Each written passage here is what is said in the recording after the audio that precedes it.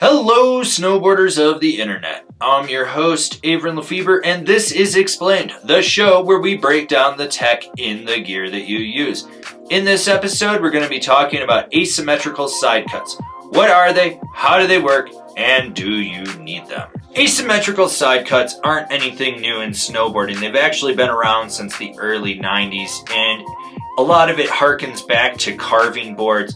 Because with the way our anatomy is, it's easier to leverage your weight over on your toe edge than it is on your heel edge.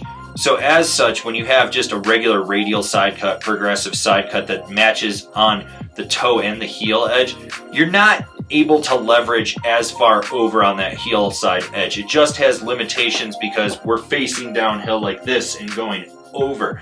So what an asymmetrical side cut actually does is it changes the radius on the side cut and the effective edge so that you can actually compensate for the anatomy of our body by getting a deeper carve on that heel side edge when you lay it over without having to just change your stance or move your body posture. Basically, you're still going to be able to leverage over just fine on your toe side edge, but your heel side edge, it's going to compensate and allow you to get as deep of a carve or almost as deep of a carve as you would on your toe side.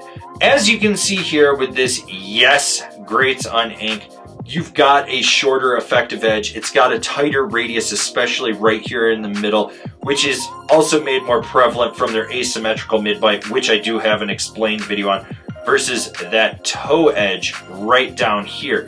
You can see that it just isn't as aggressive of a side cut. One of the big things that I've noticed with asymmetrical side cuts is they're not all the same. Some are better than others, and it just comes down to the shaping of the board, the core profiling, the camber profile, and that side cut in there.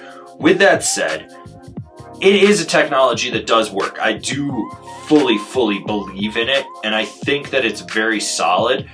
What you notice right away is that on the toe side edge, the board tends to be a little bit longer. You can just see that. Then on the heel side edge, it's a little bit shorter. And as I said, this is to compensate for the effective edge and to make it work better with your body's natural anatomy. Now, can you lay trenches with an asymmetrical board? Yes, you can, if you know how to actually carve. If you don't, it's really not going to help anything because you lack fundamentals. With that said, I think it works. Do I think everyone needs it? No, but if you're one of those people that finds that you're kicking out on heel side carves, you can't get it laid over the way you want, you need to be looking at it. It does actually make sense. Alright, did you learn what an asymmetrical side cut is? Good, because I don't think I could dumb it down anymore. And if you didn't, there's no hope for you. Just leave. Just get off this channel. I can't help you anymore. If you're new here, remember to subscribe, click the bell, get those notifications. That way, you're not missing any of the videos we got coming out for all you snowboarders of the internet. And if you really like what we're doing over here and you want to support us further, swing on over to Angry Snowboarder VIP and become a member. Sure, I could tell you more here, but I got a video over there that explains it so much better. As always, I've been your host, Avran LeFeber, and I'll see you in another video.